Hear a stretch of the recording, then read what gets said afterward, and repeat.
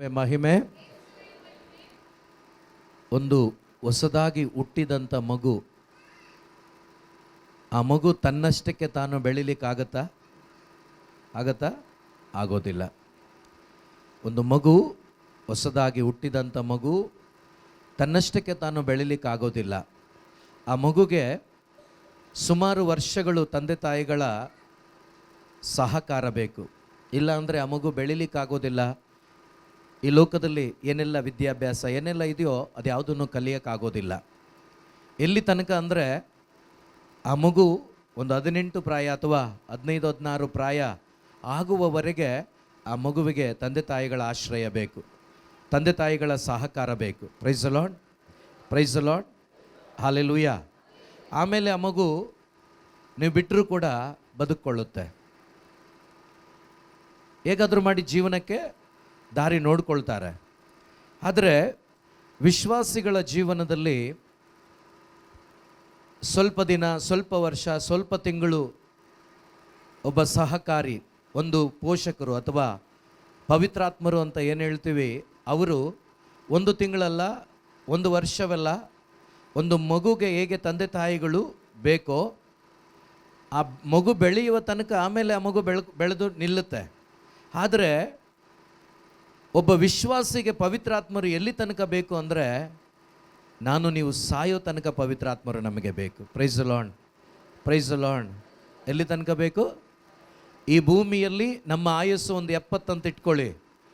70 ವರ್ಷಗಳು ಬದುಕಿದ್ರೆ ಆ 70 ವರ್ಷಗಳು ಕೂಡ ಯೇಸುವನ್ನು ಹಿಂಬಾಲಿಸಲಿಕ್ಕೆ ನಮಗೆ ಬೇಕಾಗಿರೋದು ಪರಿಶುದ್ಧಾತ್ಮರು. ಆದ್ದರಿಂದಲೇ ನಾವು ಯಾವಾಗಲೂ ಕೂಡ ಪವಿತ್ರಾತ್ಮನಿಗಾಗಿ ದಾಹ ಪಡಬೇಕು.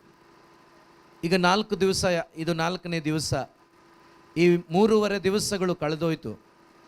ಈ 3.5 ದಿವಸಗಳು ನೀವು ಕೇಳಿದಂಥ ವಾಕ್ಯಗಳು ನಿಜವಾಗಲೂ ನಿಮಗೆ ಅರ್ಥ ಮಾಡಿಸಿಕೊಡುವವರು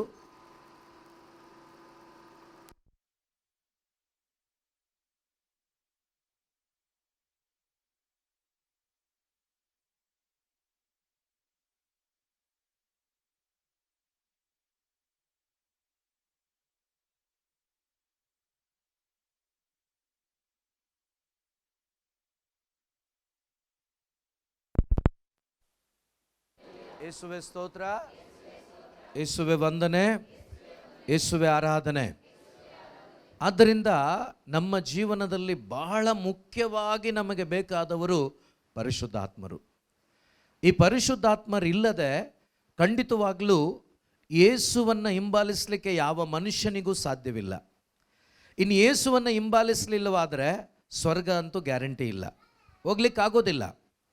ಸೊ ಆದ್ದರಿಂದ ದೇವರ ವಾಕ್ಯ ಬಹಳ ಸ್ಪಷ್ಟವಾಗಿ ಯೇಸುನೇ ನಮಗೆ ಹೇಳ್ತಾರೆ. ಯೋಹಾನನ ಸುವಾರ್ತೆ 6ನೇ ಅಧ್ಯಾಯ 63ನೇ ವಾಕ್ಯದಲ್ಲಿ ಈ ರೀತಿಯಾಗಿ ಹೇಳ್ತಾರೆ. ಬೇಗ ಬೇಗ ಸ್ವಲ್ಪ ಓದಿ. 6:63.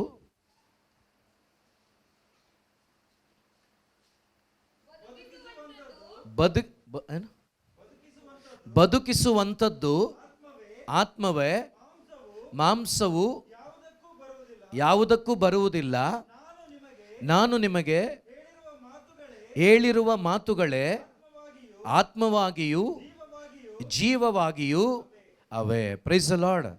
ಅಂದರೆ ಮನುಷ್ಯನ ಶಕ್ತಿಯಿಂದ ಯೇಸುವನ್ನು ಹಿಂಬಾಲಿಸ್ಲಿಕ್ಕೆ ಆಗೋದಿಲ್ಲ. ಮನುಷ್ಯನ ಶಕ್ತಿಯಿಂದ ವಾಕ್ಯಗಳನ್ನು ಗ್ರಹಿಸ್ಕೊಳ್ಳಿಕ್ಕಾಗೋದಿಲ್ಲ. ಮನುಷ್ಯನ ಶಕ್ತಿಯಿಂದ ಕ್ರಿಸ್ತನ ಪ್ರೀತಿಯನ್ನು ನಾವು ಅನುಭವಿಸ್ಲಿಕ್ಕಾಗೋದಿಲ್ಲ.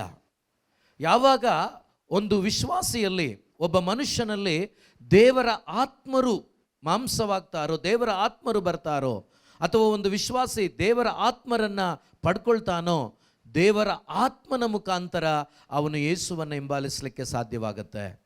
ಯೇಸು ಇಲ್ಲ ಅಂದರೆ ಪವಿತ್ರಾತ್ಮರು ಇಲ್ಲವಾದರೆ ಯೇಸುವನ್ನು ಯಾರೂ ಕೂಡ ಹಿಂಬಾಲಿಸಲಿಕ್ಕೆ ಸಾಧ್ಯವಿಲ್ಲ. ಯೇಸುವಿನ ಬದುಕಿನಂತೆ ಬದುಕಲಿಕ್ಕೆ ಯಾವ ಮನುಷ್ಯನಿಗೂ ಸಾಧ್ಯವಿಲ್ಲ. ಯಾಕೆಂದರೆ ನಾವು ಪ್ರೇಷಿತರ ಜೀವಿತವನ್ನು ಒಂದು ಸ್ವಲ್ಪ ಅವಲೋಕನ ಮಾಡಿ ನೋಡಿದಾಗ, ಯಾವ ರೀತಿ ನೀವು ಪ್ರತಿ ಭಾನುವಾರ ಸಭೆಗೆ ಬರ್ತೀರೋ, ಆಲಯಕ್ಕೆ ಬರ್ತೀರೋ, ದೇವರ ವಾಕ್ಯಗಳನ್ನು ಕೇಳಿಸ್ಕೊಳ್ತೀರೋ, ಅದೇ ಪ್ರಕಾರ ನೀವಾದರೂ ಬಂದು ಮಧ್ಯಾಹ್ನ ಹೋಗ್ತೀರೇನೋ ಗೊತ್ತಿಲ್ಲ ನನಗೆ, ಸಮಯ ಎಷ್ಟು ಅಂತ, ಒಂದು ಮಧ್ಯಾಹ್ನದ ತನಕ ಇರ್ಬೋದು. ಆ ವಾರದಲ್ಲಿ 1 ದಿವಸ 2 ದಿವಸ ಇರ್ಬೋದು ಅಲ್ವಾ. ಆದರೆ ಯೇಸು ಸ್ವಾಮಿ ಬೋಧನೆ ಮಾಡಿದ್ದು ದಿನ, ಪ್ರತಿದಿನ. ಈ ಪ್ರೇಷಿತರು ಒಂದು ದಿವಸ ಬರ್ತಾ ಇದ್ರ ಅಥವಾ ದಿನ ಇರ್ತಿದ್ರ? ದಿನ ಇರ್ತಾ ಇದ್ರು. ಅಂದರೆ 3.5 ವರ್ಷಗಳ ಕಾಲ ಈ ಪ್ರೇಷಿತರು ಯಾರ ಜೊತೆ ಇದ್ರು? ಯೇಸು ಜೊತೆನೇ ಇದ್ರು. ಹಾಗಾದರೆ ಬೋಧನೆ ಅವರಿಗೆ ಪ್ರತಿದಿನ ಸಿಗ್ತಾ ಇತ್ತು. ಜನರಿಗೆ 1 ಸಾರಿ ಸಿಕ್ಕಿದ್ರೆ ಪ್ರೇಷಿತರಿಗೆ 2 ಸಾರಿ. ವಾಪಸ್ ಮನೆಗೆ ಹೋದ್ಮೇಲೆ ಇವರು ಕೇಳ್ತಾ ಇದ್ರು, ಇವತ್ತು ನೀವು ಆ ಬೋಧನೆ ಮಾಡಿದ್ರಲ್ವಾ, ಆ ಬಿತ್ತನೆ ಸಾಮರ್ಥ್ಯವನ್ನು ಹೇಳಿದ್ರಲ್ವಾ, ಅದರ ಅರ್ಥ ನಮ್ಗೆ ಗೊತ್ತಾಗಲಿಲ್ಲ, ಮತ್ತೊಂದು ಸಾರಿ ಹೇಳಿ. 2 ಸಾರಿ ಇವರು ಬೋಧನೆಯನ್ನು ಕೇಳಿಸ್ಕೊಂಡಿದ್ರು ಕೂಡ ಯೇಸು ಸ್ವಾಮಿ ಸತ್ತ ಮೇಲೆ ಒಬ್ಬರು ಕೂಡ ಜೊತೆಯಲ್ಲಿರಲಿಲ್ಲ. ಯಾಕೆ ಇರಲಿಲ್ಲ ಅಂದರೆ ಅವರ ಒಳಗಡೆ ಪರಿಶುದ್ಧಾತ್ಮನು ಬಂದಿರಲಿಲ್ಲ, ದೇವರಾತ್ಮನು ಬಂದಿರಲಿಲ್ಲ. ಇವತ್ತು ನಾವು ಸಭೆಗೆ ಬಂದು ದೇವರಾತ್ಮರನ್ನು ಪಡ್ಕೊಳ್ಳಿಲ್ಲವಾದರೆ ಯೇಸುವನ್ನು ಹಿಂಬಾಲಿಸ್ಲಿಕ್ಕೆ ಆಗೋದಿಲ್ಲ. ಯೇಸು ಆಸೆಯನ್ನು, ತಂದೆ ದೇವರ ಚಿತ್ತವನ್ನು ನೆರವೇರಿಸಲಿಕ್ಕೆ ನಮ್ಗೆ ಯಾರಿಗೂ ಆಗೋದಿಲ್ಲ. ಇವತ್ತು ನಮ್ಮ ಜೀವಿತದಲ್ಲಿ ಯೇಸುವನ್ನು ಹಿಂಬಾಲಿಸಬೇಕು, ಸ್ವರ್ಗ ರಾಜ್ಯ ನನ್ನದಾಗಿಸ್ಕೋಬೇಕು. ನಾನು ಸತ್ರು ಕೂಡ, ಇವತ್ತು ಆಡಿದ್ರಲ್ವ ಒಂದು ಸಾಲು, 100 ವರ್ಷ ಬದುಕಿದ್ರೂ ಪ್ರಯೋಜನ ಇಲ್ಲ, ಆದರೆ ಒಂದು ದಿವಸ ಆತನೊಂದಿಗೆ ಬದುಕಿದರೆ ಸಾಕು. ನಾವು ಅಂಥ ಬದುಕು ನಮ್ಮದಾಗಬೇಕಾದ್ರೆ ಪರಿಶುದ್ಧಾತ್ಮರು ನಮ್ಮಲ್ಲಿದ್ದಾಗ ಮಾತ್ರವೇ ಸಾಧ್ಯ. ಆದ್ದರಿಂದ ಪ್ರೀತಿಯ ಸಹೋದರ ಸಹೋದರಿಯರೇ, ನಮ್ಮ ಜೀವಿತದಲ್ಲಿ ಬಹಳವಾಗಿ ಹಂಬಲಿಸಬೇಕು. ಯಾರಿಗಾಗಿ ಅಂದರೆ ಪರಿಶುದ್ಧಾತ್ಮನಿಗಾಗಿ. ಈ ಪರಿಶುದ್ಧಾತ್ಮರನ್ನು ಯಾರು ಕೊಡ್ತಾರೆ ಅಂದರೆ ಯೇಸು ಮಾತ್ರನೇ, ಬೇರೆ ಯಾರೂ ಕೊಡೋಕ್ಕಾಗಲ್ಲ. Praise the Lord, praise the Lord. ಬೇರೆ ಯಾರಾದರೂ ಕೊಡೋಕ್ಕಾಗತ್ತಾ? ಖಂಡಿತ ಕೊಡೋಕ್ಕಾಗೋದಿಲ್ಲ. ಈ ಪರಿಶುದ್ಧಾತ್ಮರನ್ನು ಕೊಡಲಿಕ್ಕೆ ಸಾಧ್ಯವಾಗೋದು ಯೇಸು ಸ್ವಾಮಿಗೆ ಮಾತ್ರ. ಅದಕ್ಕೆ ಅವರು ಹೇಳಿದ್ದು, ನಾನು ಪಿತನ ಬಳಿಗೆ ಹೋಗ್ತೇನೆ, ಪಿತನ ಬಳಿಗೆ ಹೋಗಿ ಅಲ್ಲಿಂದ ನಿಮಗೊಬ್ಬ ಪೋಷಕರನ್ನು, ಪವಿತ್ರಾತ್ಮರನ್ನು ನಾನು ನಿಮಗೆ ಕೊಡ್ತೇನೆ. ಅಲ್ಲಿ ತನಕ ನಿಮಗೆ ಶಕ್ತಿ ಇರೋದಿಲ್ಲ, ಅಲ್ಲಿ ತನಕ ನನ್ನನ್ನು ಹಿಂಬಾಲಿಸ್ಲಿಕ್ಕೆ ನಿಮಗಾಗೋದಿಲ್ಲ. ಆದ್ದರಿಂದ ನೀವೇನು ಮಾಡಿ ಅಂದರೆ ನಾನು ಕಳಿಸಿಕೊಡುವ ವ್ಯಕ್ತಿಗಾಗಿ, ಶಕ್ತಿಗಾಗಿ ಕಾದುಕೊಂಡಿರ್ರಿ ಅಂತೇಳಿ 24ನೇ ಅಧ್ಯಾಯದಲ್ಲಿ ಲೂಕನ ಶುಭ ಸಂದೇಶದಲ್ಲಿ 49-50 ವಾಕ್ಯ ಓದ್ತೀರಾ ಸ್ವಲ್ಪ? 49. ಹಾಂ, ಹಾಂ, ಹಾಂ, ಓಕೆ. 24-49 ನೀವು ಬೇರೆ ಓದ್ತಾ ಇದ್ದೀರಿ ಅನಿಸುತ್ತೆ. ಈಗೋ ನನ್ನ ತಂದೆಯು ವಾಗ್ದಾನ ಮಾಡಿದ್ದನ್ನು ನಿಮಗೆ ಕಳುಹಿಸಿಕೊಡುತ್ತೇನೆ. ದೇವರು ಮೇಲಣ ಲೋಕದಿಂದ ನಿಮಗೆ ಶಕ್ತಿಯನ್ನು ಹೊಂದಿಸುವ ತನಕ ಈ ಪಟ್ಟಣದಲ್ಲೇ ಕಾದುಕೊಂಡಿರಿ. ಮೇಲಣ ಲೋಕದಿಂದ ವಾಗ್ದಾನ ಮಾಡಿದ ಆ ವ್ಯಕ್ತಿಯನ್ನು ಕಳುಹಿಸಿಕೊಡುವ ತನಕ, ಅವರಿಂದ ನೀವು ಶಕ್ತಿ ಪಡೆದುಕೊಳ್ಳುವ ತನಕ ಈ ಪಟ್ಟಣದಲ್ಲೇ ಇರಿ, ಎಲ್ಲೂ ಹೋಗಬೇಡಿ, ಅವರ ಶಕ್ತಿಯನ್ನು ನೀವು ಪಡ್ಕೊಳ್ತೀರಿ ಅಂತೇಳಿ ಅಲ್ಲಿ ಯೇಸು ಅವರಿಗೆ ಹೇಳಿದರು. Price the lord, hallelujah, hallelujah, hallelujah. ಯೇಸುವೇ ಸ್ತೋತ್ರ. ಈ ಶಕ್ತಿ ನನ್ನಲ್ಲಿ ನಿಮ್ಮಲ್ಲಿ ತುಂಬಲ್ಪಟ್ಟಾಗ ಮಾತ್ರವೇ ವಾಕ್ಯದಲ್ಲಿ ವಾಕ್ಯ ಅಂದರೆ ಇಷ್ಟ ಆಗತ್ತೆ, ಆಧ್ಯಾತ್ಮಿಕ ಅಂದರೆ ಇಷ್ಟ ಆಗತ್ತೆ, ಬೈಬಲ್ ಓದಬೇಕು ಅಂದರೆ ಇಷ್ಟ ಆಗುತ್ತೆ, ಪ್ರಾರ್ಥನೆಗೆ ಬರಬೇಕು ಅಂದರೆ ಇಷ್ಟ ಆಗುತ್ತೆ, ಸಭೆಗೆ ಬರಬೇಕು ಅಂದರೆ ಇಷ್ಟ ಆಗುತ್ತೆ, ಎಲ್ಲಿ ಪ್ರಾರ್ಥನೆ ಕರೆದ್ರೂ ಕೂಡ ಓಡಿ ಹೋಗ್ಲಿಕ್ಕೆ ಸಾಧ್ಯವಾಗುತ್ತೆ. ಇಲ್ಲ ಅಂದರೆ ನಮ್ಮ ಶರೀರದ ಸ್ವಭಾವಗಳಿಗೆ ಒಳಗಾಗಿ ಜೀವಿಸ್ತೀವಿ ಅಷ್ಟೇ. Price the Lord, praise the lord. ಈ ಪವಿತ್ರ ಆತ್ಮನ ಶಕ್ತಿ ನಾವು ಪಡ್ಕೊಂಡ ಮೇಲೆ ಈ ಒಂದು ಆಲಯದಲ್ಲಿ ಕುಳಿತಿರುವ ಪ್ರೀತಿಯ ಸಹೋದರ ಸಹೋದರಿಯರೇ, ಈ ಪವಿತ್ರಾತ್ಮರು ನನ್ನಲ್ಲಿ ನಿಮ್ಮಲ್ಲಿ ಬಂದಾಗ ಯಾವ ರೀತಿ ಬದಲಾವಣೆ ದೇವರಾತ್ಮ ತರ್ತಾರಂತೇಳಿ ಯೆಶಾಯನ ಗ್ರಂಥದಲ್ಲಿ 32ನೇ ಅಧ್ಯಾಯದಲ್ಲಿ 15ನೇ ವಾಕ್ಯದ ಮೇಲ್ಪಟ್ಟು ವಾಕ್ಯ ಓದ್ತೀರಾ ಸ್ವಲ್ಪ? 32 ಯೆಶಾಯ 15ನೇ ವಾಕ್ಯದಿಂದ. ಬಳಿಕ ಉನ್ನತವಾದ ಅಂದರೆ ಸ್ವರ್ಗಲೋಕದಿಂದ, ಪರಲೋಕದಿಂದ ದಿವ್ಯ ಆತ್ಮನ ಧಾರೆಯು ನಮ್ಮ ಮೇಲೆ. ನೋಡಿ, ದೇವರ ವಾಕ್ಯ ಹೇಳ್ತಾ ಇದೆ, ನೀವು ಕಾದುಕೊಂಡು ಅವರಿಗಾಗಿ ಪ್ರಾರ್ಥಿಸುವಾಗ ಸ್ವರ್ಗಲೋಕದಿಂದ ಪವಿತ್ರಾತ್ಮನ ಧಾರೆಯು ನಮ್ಮ ಮೇಲೆ ಸುರಿಯಲ್ಪಡ್ತದಂತೆ. Hallelujah, hallelujah, hallelujah, hallelujah, hallelujah. ಇವತ್ತು ಯಾವ ಮಳೆ ಸುರಿಯಲ್ಪಡಬೇಕು ನಮ್ಮ ಮೇಲೆ? ಪವಿತ್ರಾತ್ಮನ, ಪರಿಶುದ್ಧಾತ್ಮನ ಮಳೆ ಸುರಿಯಲ್ಪಡಬೇಕು. ಪರಿಶುದ್ಧಾತ್ಮನ ಮಳೆ ಸುರಿಯಲ್ಪಟ್ಟಾಗ ನಮ್ಮ ಜೀವಿತಗಳಲ್ಲಿ ನಾನು ಬದಲಾಗಬೇಕು ಅಂತ ನಾವು ಎಷ್ಟೋ ಸಾರಿ ಪ್ರಯತ್ನ ಪಟ್ಟಿರ್ತೇವೆ, ಆದರೆ ಆಗಿರೋದಿಲ್ಲ. ಆದರೆ ಈ ಪರಿಶುದ್ಧಾತ್ಮರು ನಮ್ಮ ಮೇಲೆ ಸುರಿಯಲ್ಪಟ್ಟಾಗ ಅಥವಾ ನಮ್ಮಲ್ಲಿಗೆ ಬಂದಾಗ ನಮ್ಮನ್ನು ಅವರೇ ಬದಲಾಯಿಸ್ತಾರೆ. Hallelujah, hallelujah.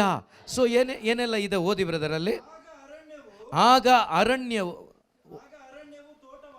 ಆಗ ನಮ್ಮ ಮೇಲೆ ಸುರಿಯುವರು. ಒಂದು ಬಿಟ್ರಿ ಅಂತ ಕಾಣಿಸುತ್ತೆ. ಉನ್ನತ ಲೋಕದಿಂದ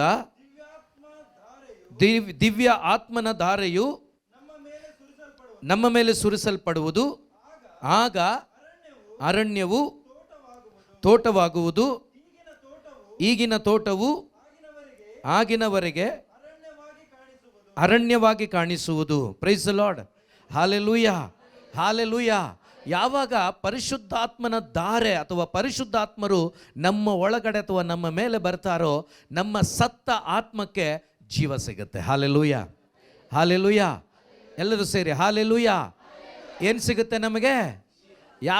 ಜೀವ ಯಾರಾಗಿದ್ದಾರೆ? ಯೇಸುವಾಗಿದ್ದಾರೆ. ಯಾವಾಗ ಪವಿತ್ರಾತ್ಮರು ಬರ್ತಾರೋ ಸತ್ತು ಹೋದ ನಮ್ಮ ಆತ್ಮಕ್ಕೆ ಜೀವ ಬರುತ್ತೆ. ಆ ಜೀವ ಯೇಸುವಾಗಿದ್ದಾರೆ. ಆಗ ನಿಮ್ಮ ಹೃದಯ ಹದವಾಗಿರುತ್ತೆ. ಅಲ್ಲಿ ಪರಿಶುದ್ಧಾತ್ಮರು ಚಲಿಸ್ತಾರೆ. ಮಾತ್ರವಲ್ಲ, ನಿಮ್ಮ ಆ ಮರುಭೂಮಿಯ ಅವಸ್ಥೆ ದೂರವಾಗಿ ಅಲ್ಲಿ ಒಂದು ಅರಣ್ಯದ ಅನುಭವ, ಒಂದು ಸಮೃದ್ಧಿ ನಿಮ್ಮ ಒಳಗಡೆ, ನಿಮ್ಮ ಜೀವಿತದಲ್ಲಿ, ನಿಮ್ಮ ಕುಟುಂಬದಲ್ಲಿ, ನಿಮ್ಮ ಸಭೆಯಲ್ಲಿ ನಿಮಗೆ ಕಾಣಲಿಕ್ಕಾಗತ್ತೆ. Hallelujah, hallelujah, hallelujah. ಮಾತ್ರವಲ್ಲ, ಏನಾಗುತ್ತೆ ಅಂದರೆ ನೋಡಿ, ಆ ಮಳೆ ಸುರಿಯಲ್ಪಟ್ಟಾಗ, ಆ ಪವಿತ್ರಾತ್ಮರು ಬಂದಾಗ ನಿಮ್ಮಲ್ಲಿ ಹೇಗೆ ಪವಿತ್ರಾತ್ಮರು ನಿಮ್ಮ ಹೃದಯವನ್ನು ಜೀವಕ್ಕೆ ಎಬ್ಬಿಸಿದ್ರು ಅಥವಾ ಜೀವಕ್ಕೆ ತಂದರು. ಉದಾಹರಣೆಗೆ ಒಂದು ಮಳೆ ಬಿದ್ದಾಗ ನೋಡಿ, ಕಾಡಲ್ಲಿ ಮಳೆ ಬಿದ್ದಾಗ ಅಲ್ಲಿ ಸ್ವಲ್ಪ ಗಿಡಗಳು ಬೆಳೆಯುತ್ತೆ.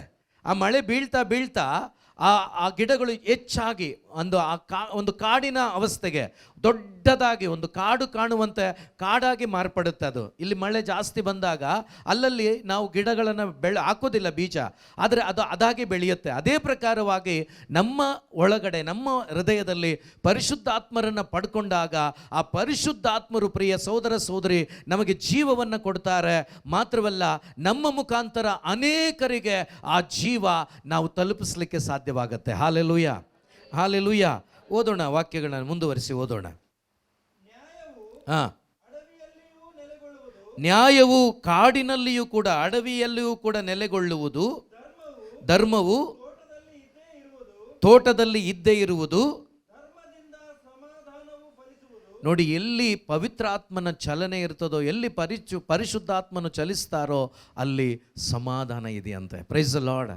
ಈ ಲೋಕದಲ್ಲಿ ನಿಮಗೆ ಎಷ್ಟೇ ಆಸ್ತಿ ಇದ್ದರೂ, ಅಂತಸ್ತಿದ್ರು, ಕಾರು ಬಂಗಲೆಗಳಿದ್ರು, ನಿಮಗೆ ಸಮಾಧಾನ ಖಂಡಿತ ಇರೋದಿಲ್ಲ.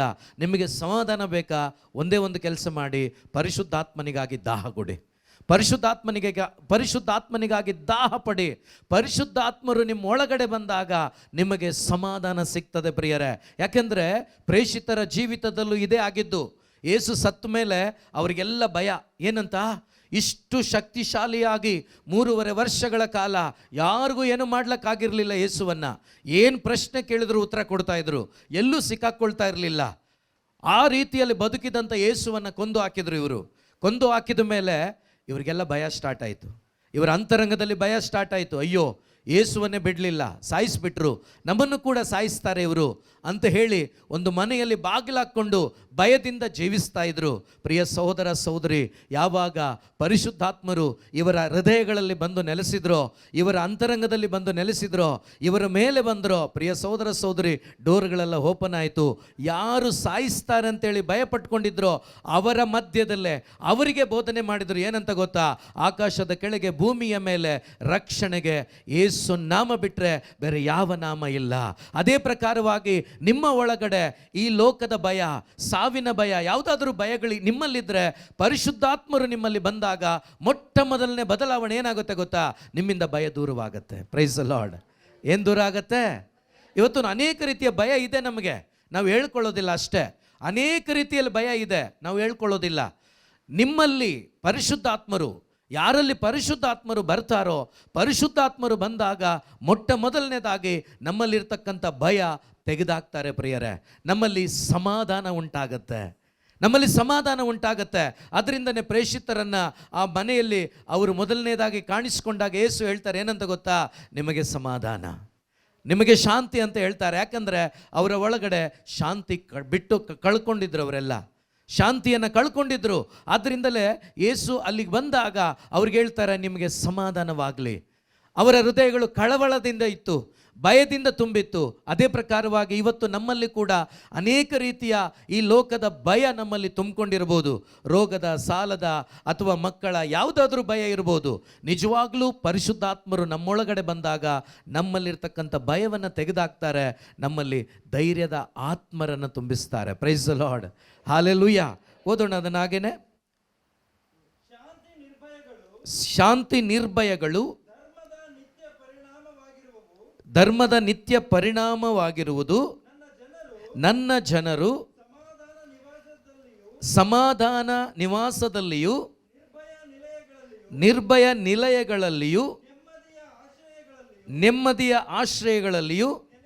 ನೋಡಿ, ದೇವರ ಆತ್ಮ ನನ್ನಲ್ಲಿ ನಿಮ್ಮಲ್ಲಿ ಬಂದಾಗ ನೀವು ಎಲ್ಲಿದ್ದರೂ ಕೂಡ ನಿಮ್ಮ ಅಂತರಂಗದಲ್ಲಿ ಸಮಾಧಾನ ಇರ್ತದೆ, ನಿಮ್ಮ ಮನೆಗಳಲ್ಲಿ ಸಮಾಧಾನ ಇರ್ತದೆ, ನಿಮ್ಮ ಸಭೆಯಲ್ಲಿ ಸಮಾಧಾನ ಇರ್ತದೆ. ನೀವು ಎಲ್ಲಿ ಹೋದರೂ ಕೂಡ, ಯಾರ ಮಧ್ಯದಲ್ಲಿದ್ದರೂ ಕೂಡ ನಿಮ್ಮಲ್ಲಿ ಸಮಾಧಾನ ಇರ್ತದೆ. ಅಸಮಾಧಾನ ನಿಮ್ಮಲ್ಲಿ ಬರಲಿಕ್ಕೆ ಆಗೋದಿಲ್ಲ, ಅಸಮಾಧಾನ ಆಗೋದಿಲ್ಲ ನಿಮಗೆ.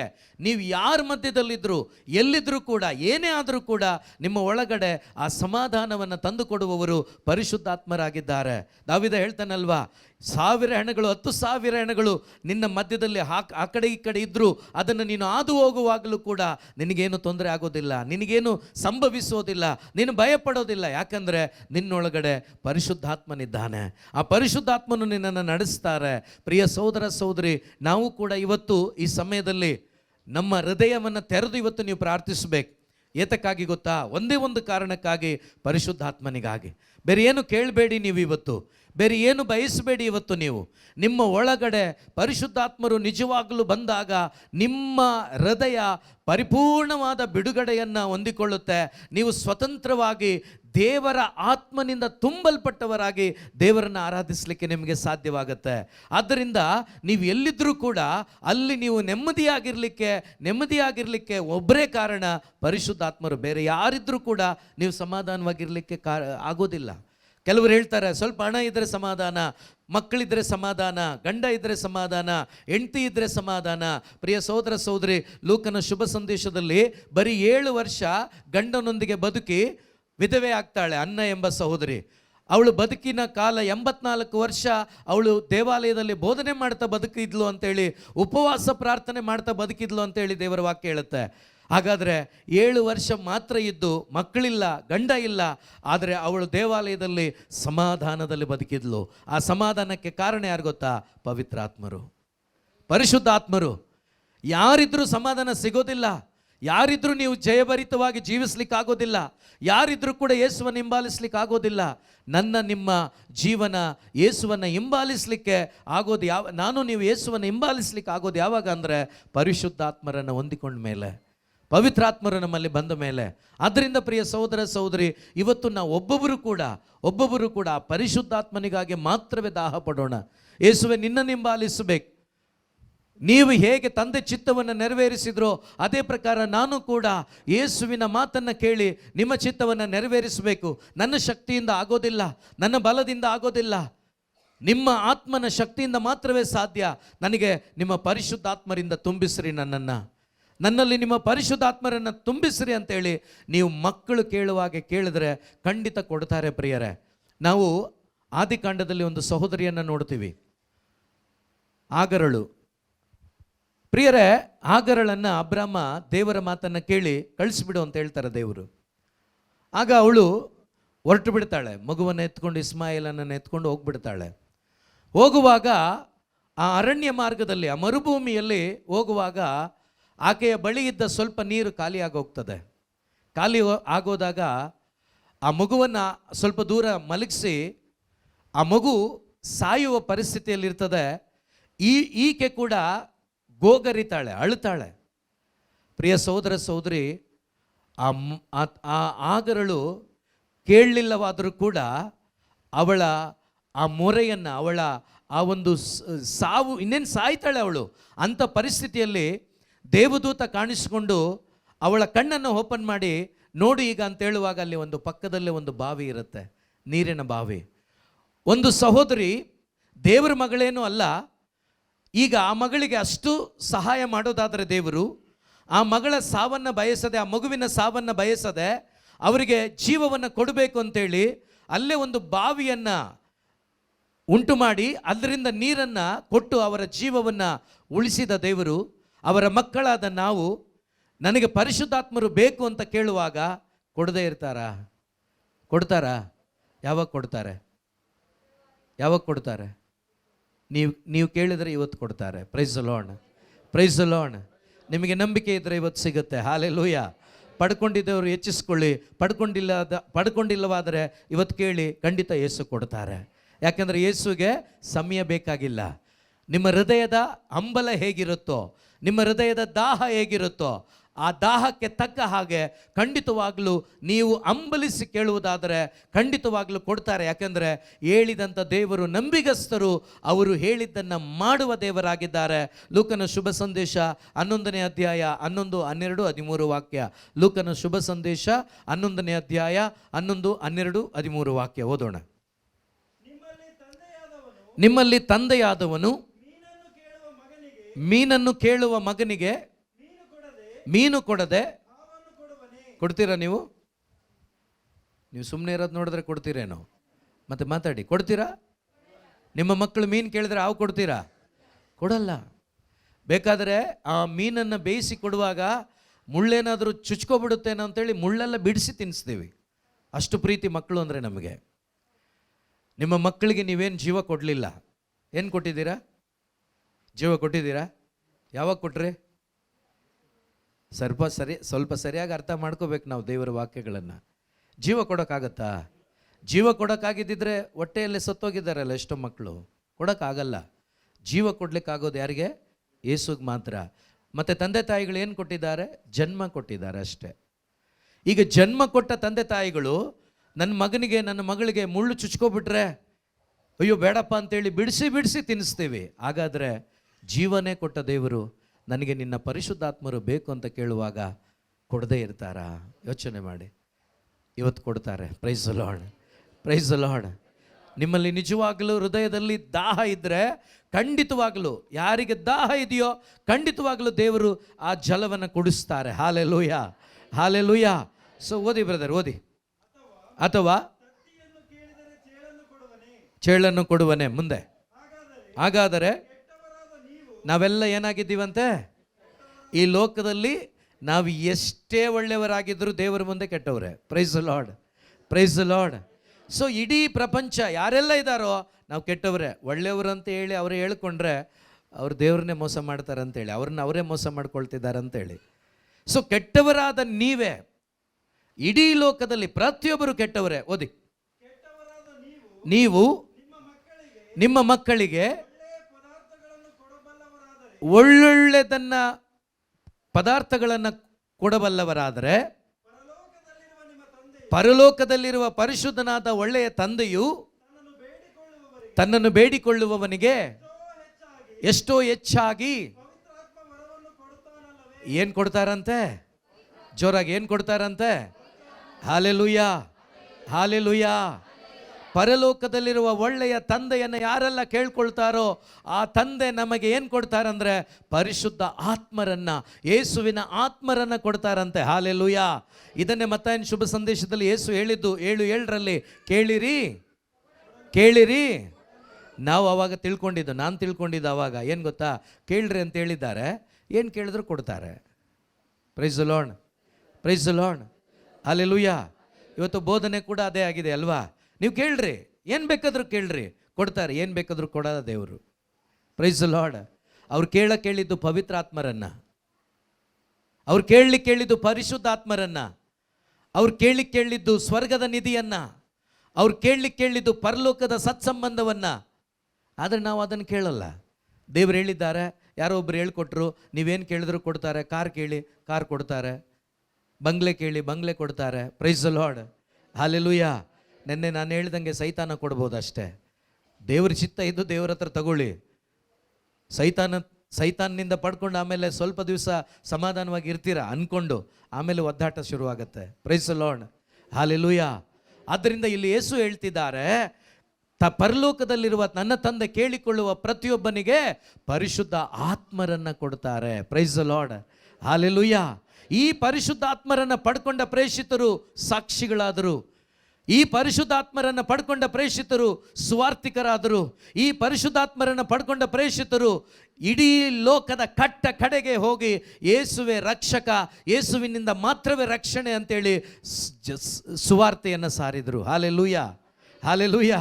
ಇವತ್ತು ನಿಮ್ಮಲ್ಲಿ ಅದೇ ಪರಿಶುದ್ಧಾತ್ಮರು ಬಂದಾಗ ಮಾತ್ರವೇ ಈ ಕಾರ್ಯ ನೀವು ಕೂಡ ಮಾಡಲಿಕ್ಕಾಗೋದು, ಇಲ್ಲಾಂದರೆ ಆಗೋದಿಲ್ಲ, ಇಲ್ಲಾಂದರೆ ಆಗೋದಿಲ್ಲ. ಇವತ್ತು ನೀವು ಎಚ್ಚೆತ್ಕೋಬೇಕು. ಇವತ್ತು ನೀವು ಜಾಣರಾಗಬೇಕು. ಏನಂತ ಗೊತ್ತಾ? ನನಗೇನು ಬೇಡ, ನನಗೆ ಯಾರು ಬೇಕು? ಯಾರು ಬೇಕು? ಯಾರು ಬೇಕು? ಯೇಸು ಯಾರನ್ನ ಕೊಡ್ತಾರೆ? ಯಾರನ್ನು ಕೊಡ್ತಾರೆ? ಸೊ ಯಾವಾಗ ನಮ್ಮಲ್ಲಿ ಪರಿಶುದ್ಧಾತ್ಮರು ಬರ್ತಾರೋ ನಾವು ಶಕ್ತಿಯುತರಾಗ್ತೀವಿ. ಅದಕ್ಕೆ ದೇವರು ಹೇಳಿದ್ದು, ನನ್ನ ತಂದೆ ಪರಿಶುದ್ಧಾತ್ಮರನ್ನೇ ಕೊಡ್ತಾರೆ. ಅಪೊಸ್ತಲರ ಕೃತ್ಯಗಳು 1ನೇ ಅಧ್ಯಾಯ 8ನೇ ವಾಕ್ಯ, ಒಂದು ವಾಕ್ಯ ಓದು.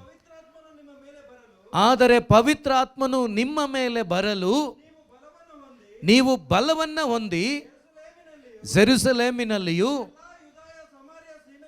ಎಲ್ಲ ಯೂದಾಯ ಸಮಾರ್ಯ ಸೀಮೆಗಳಲ್ಲಿಯೂ ಭೂಲೋಕದ ಕಟ್ಟ ಕಡೆಯವರೆಗೂ. ಯಾರಿಗೆ ಸಾಕ್ಷಿಗಳು? ಜೋರಾಗಿ, ಯಾರಿಗೆ? ಯಾರಿಗೆ? ಯಾವಾಗ? ಪವಿತ್ರಾತ್ಮರು ಬಂದ ಮೇಲೆ ಮಾತ್ರನೇ. ಇವತ್ತು ಯಾಕೆ ನಮಗೆ ಸಾಕ್ಷಿಗಳಾಗ್ಲಿಕ್ಕೆ ಆಗ್ತಾ ಇಲ್ಲ ಅಂದರೆ ನೇರವಾದ ಉತ್ತರ, ನಮ್ಮೊಳಗಡೆ ಪರಿಶುದ್ಧಾತ್ಮರಿಲ್ಲ. ಒಂದು ವೇಳೆ ಪಡ್ಕೊಂಡಿದ್ರು ಕೂಡ ಅವರನ್ನು ಮಲಗಿಸ್ಬಿಟ್ಟಿದ್ದೀವಿ, ಆಕ್ಟಿವ್ ಆಗಿಲ್ಲ. ಯಾವಾಗ ನಮ್ಮಲ್ಲಿ ಪವಿತ್ರಾತ್ಮರು ಚಲಿಸ್ತಾರೋ, ಯಾವಾಗ ನಮ್ಮಲ್ಲಿ ಪವಿತ್ರಾತ್ಮರು ಆಕ್ಟಿವ್ ಆಗಿರ್ತಾರೋ, ಖಂಡಿತವಾಗ್ಲೂ ಅನೇಕ ಜನರ ಮುಂದೆ, ನಿಮ್ಮ ಮನೆಯಲ್ಲಿ, ಪಕ್ಕದ ಊರಲ್ಲಿ, ಸಮಾರ್ಯದಲ್ಲಿ ನೀವೇನಾಗ್ತೀರಾ ಅಂದರೆ ಸಾಕ್ಷಿಗಳಾಗ್ತೀರಾ. ಯೇಸುವನ್ನು ಆ ಜನರು ನಿಮ್ಮಲ್ಲಿ ಕಾಣಲಿಕ್ಕೆ ಸಾಧ್ಯವಾಗುತ್ತೆ. ನಿಮ್ಮ ಜೀವನ ಯೇಸುವಿನ ಜೀವನದಂತೆ ಇರುತ್ತೆ. ನಿಮ್ಮನ್ನು ನೋಡಿದಾಗ ಈತನಲ್ಲಿ ಯೇಸು ಇದ್ದಾರೆ, ಈತನಲ್ಲಿ ಯೇಸು ಜೀವಿಸ್ತಾ ಇದ್ದಾರೆ, ಈತನ ಜೀವನ ಯೇಸುವಿನಂತೆ ಇದೆ ಎಂಬ ಆ ಒಂದು ಸಾಕ್ಷಿ ನಿಮ್ಮಲ್ಲಿ ಇರ್ತದೆ, ನಿಮ್ಮ ಜೀವನದಲ್ಲಿ ಇರ್ತದೆ. ಆಗ ನಮ್ಮನ್ನು ಹಿಂಬಾಲಿಸ್ತಾರೆ ಅನೇಕರು. ನೀವು ಹೋಗಿ ಕರೆಯೋದೇನು ಬೇಕಾಗಿಲ್ಲ, ನೀವು ಬನ್ನಿ ಅಂತ ಹೇಳೋದೇನು ಬೇಕಾಗಿಲ್ಲ.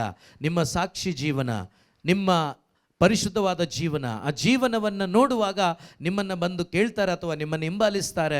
ನೀನು ಸಮಾಧಾನವಾಗಿರ್ಲಿಕ್ಕೆ ಏನು ಕಾರಣ? ನೀನು ನೆಮ್ಮದಿಯಾಗಿರ್ಲಿಕ್ಕೆ ಏನು ಕಾರಣ? ನೀನು ರೋಗದಲ್ಲಿದ್ದರೂ ಕೂಡ ಸ್ತೋತ್ರನೇ ಮಾಡ್ತಾ ಇದೆಯಲ್ವಾ, ಅದಕ್ಕೇನು ಕಾರಣ ಅಂದಾಗ ನೀವು ಹೇಳ್ಬೋದು, ಇದಕ್ಕೆಲ್ಲ ಕಾರಣ ನಾನಲ್ಲ, ನನ್ನ ಒಳಗಡೆ ಇರುವ ಯೇಸು ಸ್ವಾಮಿ, ಹಲ್ಲೆಲೂಯಾ, ಅಥವಾ ನನ್ನ ಒಳಗಡೆ ಇರುವ ಪರಿಶುದ್ಧಾತ್ಮನು ಅಂತೇಳಿ ನಮ್ಮೊಬ್ಬೊಬ್ಬರಿಗೂ ಹೇಳಲಿಕ್ಕೆ ಸಾಧ್ಯವಾಗುತ್ತೆ. ಆದ್ದರಿಂದ ಈ ಸಮಯದಲ್ಲಿ ಯಾರು ಬೇಕು ನಮಗೆ? ಪರಿಶುದ್ಧಾತ್ಮರು ಬೇಕಾ? ದಾಹ ಇದೆಯಾ? ಎದ್ದು ನಿಂತ್ಕೊಳ್ಳೋಣ ಎಲ್ಲರೂ ಕೂಡ. Price the Lord, hallelujah, hallelujah, hallelujah, hallelujah, hallelujah. ಈ ಸಮಯದಲ್ಲಿ ನಾವೆಲ್ಲರೂ ಕೂಡ ದಾಹಗೊಳ್ಳೋಣ. ಪೌಲ ತಿಮೋತಿಗೆ ಕೈಗಳನ್ನಿಟ್ಟು ಪ್ರಾರ್ಥಿಸುವಾಗ ಆತನಲ್ಲಿದ್ದ ಪವಿತ್ರಾತ್ಮರು ಉಜ್ಜೀವನಗೊಳ್ತಾರೆ. ಪೌಲ ತಿಮೋತಿಗಾಗಿ ಪ್ರಾರ್ಥಿಸುವಾಗ ಆತನ ಒಳಗಡೆ ಇದ್ದ ಪವಿತ್ರಾತ್ಮರು ಉಜ್ಜೀವನಗೊಳ್ತಾರೆ. ನಿಮ್ಮಲ್ಲಿ ಪರಿಶುದ್ಧಾತ್ಮರು ಎಷ್ಟು ಉಜ್ಜೀವನಗೊಳ್ತಾರೋ ಅಷ್ಟು ನೀವು ದೇವರಿಗಾಗಿ, ಯೇಸುವಿಗಾಗಿ ಬದುಕಲಿಕ್ಕಾಗತ್ತೆ. ನಿಮ್ಮ ಮುಖಾಂತರ ಶುಭ ಸಂದೇಶ ಇಡೀ ರಾಯಚೂರು ಜಿಲ್ಲೆಗೆ ಹಬ್ಬಿ ಹರಡುತ್ತೆ. ಆ ಕಾರ್ಯ ಆಗಬೇಕು ಅಂದರೆ ಆಮೇನಂತ ಹೇಳಿದ್ರೆ ಆಗಲ್ಲ, ಒಳ್ಳೆಯದೇ, ಆದರೆ ಕ್ರಿಯೆ ಮಾಡಬೇಕು. ನೀವು ಪಡ್ಕೋಬೇಕು. ಸೊ ನಿಮ್ಮ ಕಣ್ಣುಗಳನ್ನು ಮುಚ್ಚಿ ಒಂದು ಕ್ಷಣ. ಎಷ್ಟೋ ಬಾರಿ ನಾವು ದೇವರಿಗೆ ವಿರುದ್ಧವಾಗಿ ಜೀವಿಸಿ ನಮ್ಮಲ್ಲಿರುವ ಆತ್ಮರನ್ನು ಕುಂದಿಸಿಕೊಂಡಿರ್ಬೋದು, ನಮ್ಮಲ್ಲಿರುವ ಪವಿತ್ರಾತ್ಮರನ್ನು ನೋಯಿಸಿ ನಮ್ಮಲ್ಲಿ ಅವರು ಚಲಿಸದಂತೆ ನಾವು ಮಾಡಿರ್ಬೋದು. ಈ ಸಮಯದಲ್ಲಿ ಒಂದು ಪಶ್ಚಾತ್ತಾಪದ ಹೃದಯದಿಂದ ಉಚಿತವಾಗಿ ನನ್ನನ್ನು ನಿಮ್ಮನ್ನು ಯೇಸು ತನ್ನ ರಕ್ತದಿಂದ ತೊಳೆದು ದಾಹವುಳ್ಳವರಾಗಿ ನಾವಿದ್ದಾಗ ನಮಗೆ ಆತ್ಮರನ್ನು ಕೊಟ್ಟಿದ್ದಲ್ಲ, ಉಚಿತವಾಗಿ ಕೊಟ್ಟರು. ಒಂದು ವಿಶ್ವಾಸದ ಮೂಲಕ ನಾವು ನಮಗೆ ತಪ್ಪು ಅಂತೇಳಿ ಗೊತ್ತಾದಾಗ ಯೇಸುವೆ ಅಂತ ಕರೆದಾಗ ಇದು ಅವರ ಆತ್ಮರನ್ನು ಉಚಿತವಾಗಿ ಕೊಟ್ಟರು. ಪಾಪಕ್ಷಮೆ ಉಚಿತ, ರಕ್ಷಣೆ ಉಚಿತ, ಎಲ್ಲವೂ ಉಚಿತ. ಪ್ರಿಯರೇ, ಈ ಸಮಯದಲ್ಲಿ ಆ ಉಚಿತವಾಗಿ ಕೊಟ್ಟಂಥ ಪವಿತ್ರಾತ್ಮರನ್ನು ನಾವು ನೋಯಿಸಿದ್ದೇವೆ. ಪರಿಶುದ್ಧಾತ್ಮರು ನಮಗೆ ಬೇಕೇ ಬೇಕು ಪ್ರಿಯರೇ. ಈ ಲೋಕದಲ್ಲಿ ಯೇಸುವನ್ನು ಹಿಂಬಾಲಿಸಲಿಕ್ಕೆ ಮಾತ್ರವಲ್ಲ, ಪರಲೋಕ ರಾಜ್ಯಕ್ಕೆ ನಾನು ಹೋಗಬೇಕಾದ್ರೆ, ಆ ಪರಲೋಕ ರಾಜ್ಯದ ಆ ಬಾಗಿಲ ಒಳಗಡೆ ಪ್ರವೇಶಿಸಬೇಕಾದ್ರೆ ನನ್ನ ಒಳಗಡೆ ಮುದ್ರೆ ಆ ಪರಿಶುದ್ಧಾತ್ಮರೇ. ಆ ಮುದ್ರೆ ಇಲ್ಲ ಅಂದರೆ ಹೊರಗೋಗು ಅಂತ ಹೇಳ್ತಾರೆ, ಒಳಗಡೆ ಬಿಡೋದಿಲ್ಲ. ಈ ಸಮಯದಲ್ಲಿ ಎದ್ದು ನಿಂತವರಾಗಿ ನಾವು ನಿಂತಿದ್ದೇವೆ. ಯಾವ ರೀತಿ ಒಂದು ಮಗು, ಆ ಮಗುವಿಗೆ ಏನಾದರೂ ಬೇಕಾದಾಗ, ಅದು ಕೇಳಿದಾಗ ಅದು ಕೊಡಲಿಲ್ಲವಾದರೆ, ನೀವು ತೆಕ್ಕೊಡ್ಲಿಲ್ಲವಾದರೆ, ಕೊಡೋ ತನಕ ಅದು ಬಿದ್ದು ಒದ್ದಾಡಿ ಹತ್ತು ಗೋಳಾಡಿ ಪಡ್ಕೊಳ್ತದೋ, ಅದಕ್ಕಿಂತಲೂ 100 ಪಟ್ಟು ಹೆಚ್ಚಾಗಿ ನಮಗೆ ಅವಶ್ಯಕತೆ ಪರಿಶುದ್ಧಾತ್ಮರು. ಪರಿಶುದ್ಧಾತ್ಮರು ಪಶ್ಚಾತ್ತಾಪದ ಹೃದಯದಿಂದ ನಾವೆಲ್ಲರೂ ಕೂಡ ಈ ಸಮಯದಲ್ಲಿ ಪರಿಶುದ್ಧಾತ್ಮನಿಗಾಗಿ ದಾಹ ಪಡೋಣ. ಪರಿಶುದ್ಧಾತ್ಮನ ಅಭಿಷೇಕಕ್ಕಾಗಿ ಯೇಸುವೆ ಪ್ರೇಷಿತರ ಮೇಲೆ ಅವರು ಕಾದುಕೊಂಡು ಪ್ರಾರ್ಥನೆ ಮಾಡುವಾಗ, ಸ್ತುತಿ ಸ್ತೋತ್ರಗಳನ್ನು ಸಲ್ಲಿಸುವಾಗ ಯಾವ ರೀತಿ ಅವರ ಮೇಲೆ ನಿನ್ನ ಆತ್ಮರನ್ನು ಸುರಿಸಿ ಬಲಪಡಿಸಿದೆಯೋ ಅದೇ ಪ್ರಕಾರವಾಗಿ ಯೇಸುವೆ ನೀವು ನಿನ್ನೆ ಇವತ್ತು ನಾಳೆ ಯಾವತ್ತೂ ಕೂಡ ಜೀವಿಸುವ ದೇವನಾಗಿದ್ದಿ. ಅವತ್ತು ಅವರಿಗೆ ಅವರ ಮೇಲೆ ಪರಿಶುದ್ಧಾತ್ಮರನ್ನು ಕಳುಹಿಸಿದ ಹಾಗೆ ಇವತ್ತು ನಮ್ಮಲ್ಲಿ ಕೂಡ ನಮ್ಮ ಮೇಲೂ ಕೂಡ ನಮ್ಮ ಒಳಗೆ ಕೂಡ ನೀವು ಕಳಿಸ್ಲಿಕ್ಕೆ ಬಲಪಡಿಸಲಿಕ್ಕೆ ಶಕ್ತರಾಗಿದ್ದೀರಿ ಅಪ್ಪ. ಇವತ್ತು ಕೂಡ ನೀವು ಜೀವಂತರಾಗಿದ್ದೀರಿ. ಆ ಒಂದು ಭರವಸೆಯಿಂದ ಪ್ರಿಯರೇ, ಆ ಭರವಸೆಯಿಂದ ಪ್ರಿಯರೇ, ಅವತ್ತು 12 ವರ್ಷ ರಕ್ತಸ್ರಾವದಿಂದ ಬಳಲುತ್ತಿದ್ದ ಮಹಿಳೆ, ಅವಳು ಯೇಸುವನ್ನು ಹಿಂಬಾಲಿಸಿದ್ದು ಒಂದು ಸೌಖ್ಯಕ್ಕಾಗಿ. ಇವತ್ತು ನೀನು ಯೇಸುವಿನ ಬಳಿಗೆ ಬರೋದು ಸೌಖ್ಯಕ್ಕಾಗಿ ಬರಬೇಡ. ಅವಳು ಬಂದ್ಲು, ಮುಟ್ಟಿದ್ಲು ಬಟ್ಟೆಯನ್ನು, ಸ್ವಸ್ಥತೆಯನ್ನು ಪಡ್ಕೊಂಡ್ಲು. ಇವತ್ತು ಇಲ್ಲಿ ಪಾಸ್ಟರ್ಗಳು ನಿಮಗೆ ಪ್ರಾರ್ಥಿಸ್ತಾರೆ ತಲೆ ಮೇಲೆ ಕೈ ಇಟ್ಟು. ನೀನು ಅವರ ಬಳಿಗೆ ಬರುವಾಗ ಯೇಸುವಿನ ಬಳಿಗೆ ಹೋಗ್ತಾ ಇದ್ದೀನಿ, ಯೇಸು ನನ್ನನ್ನು ಮುಟ್ತಾ ಇದ್ದಾರೆ, ಯೇಸು ನನಗಾಗಿ ಪ್ರಾರ್ಥಿಸ್ತಾರೆ, ನನ್ನ ಒಳಗಡೆ ಇರುವ ಪವಿತ್ರ ಆತ್ಮರು ಉಜ್ಜೀವನ ಪಡಿಸ್ಕೊಳ್ತೇನೆ. ಒಂದು ವೇಳೆ ಇನ್ನೂ ಪಡ್ಕೊಂಡಿಲ್ಲವಾದರೆ ಈಗ ನಾನು ಪವಿತ್ರ ಆತ್ಮರನ್ನು ಪಡ್ಕೊಳ್ತೇನೆ ಎಂಬ ಭರವಸೆಯಿಂದ 1-2 ನಿಮಿಷಗಳ ಕಾಲ ಎಲ್ಲರೂ ಕೂಡ ನಮ್ಮ ಹೃದಯದ ಎಲ್ಲ ದುಃಖ ದುಗುಡಗಳನ್ನು ಬೇರೆ ಕಡೆ ತೆಗೆದು ಹಾಕಿ, ಎಲ್ಲ ಆಲೋಚನೆಗಳನ್ನು ಬಿಟ್ಟು ಹಾಕಿ ಯೇಸುವನ್ನು ಮಾತ್ರ ನೋಡೋಣ. ನಮ್ಮ 2 ಕರಗಳನ್ನು ಯೇಸುವಿನ ಕಡೆಗೆ ಚಾಚೋಣ. ನೀವು ಬಾಯೇ ಬಿಡ್ತಾ ಇಲ್ಲ, ನಿಮ್ಮ ಹೃದಯದಿಂದ ಒಂದು ಸ್ತುತಿ ಬಾಯಿ ಮುಖಾಂತರ ಬರಬೇಕು. ನಿಮ್ಮ ಹೃದಯದಿಂದ ಬಾಯಿ ಮುಖಾಂತರ ಸ್ತೋತ್ರ ಬರಬೇಕು. ಮೆತ್ತಗಲ್ಲ, ಜೋರಾಗಿ ದಾವೀದ ಕುಲಪುತ್ರನೇ, ನಜರೇತನೇ ಯೇಸುವೆ ಎಂದು ಆ ತಿಮಾಯನ ಮಗ ಬಾರ್ತಿಮಾಯನು ಕೂಗಿದ. ಅವನಿಗೆ ಕಣ್ಣು ಸಿಕ್ತು. ಇವತ್ತು ನಿಮಗೆ ಪರಿಶುದ್ಧಾತ್ಮರನ್ನು ಕೊಡ್ಲಿಕ್ಕೆ ದೇವರು ಕಾಯ್ತಾ ಇದ್ದಾರೆ, ಯೇಸು ಕಾಯ್ತಾ ಇದ್ದಾರೆ. ಬಾಯಿ ತೆರೀರಿ. ನಿಮ್ಮ ಹೃದಯ ತೆರೆಯಲ್ಪಡಲೇ. ಓ ರಭ ಯೇಸುವೇ ಆತ್ಮರನ್ನು ಪಡೆದುಕೊಳ್ಳಲಿಕ್ಕೆ ಇವರ ಜೀವಿತದಲ್ಲಿ ಅಡ್ಡಿಯಾಗಿರುವ ಸಕಲ ಕ್ರಿಯೆಗಳು ಲಯವಾಗಿ ಹೋಗಲಿ. ಇವರಿಗೆ ಪರಿಶುದ್ಧಾತ್ಮರನ್ನ ಉಜ್ಜೀವನ ಪಡಿಸಿಕೊಳ್ಳುವುದಕ್ಕೆ ಅಡ್ಡಿಯಾಗಿರುವ ಸೈತಾನನ ಸಕಲ ಕ್ರಿಯೆಗಳು ನಾಶವಾಗಿ ಹೋಗಲಿ. ಹೃದಯದಲ್ಲಿರುವ ಎಲ್ಲ ಮುಳ್ಳು ಪದಗಳು ಸುಟ್ಟು ಹೋಗಲಿ. ಪರಿಶುದ್ಧಾತ್ಮರೇ, ಒಬ್ಬೊಬ್ಬರಲ್ಲಿ ಇಳಿದು ಬನ್ನಿರಿ. ಹಾಲೆಲೂಯಾ. ಯೇಸುವೇ ಸ್ತೋತ್ರಪ್ಪ. ಯೇಸುವೇ ಸ್ತೋತ್ರಪ್ಪ. ಎಲ್ಲರೂ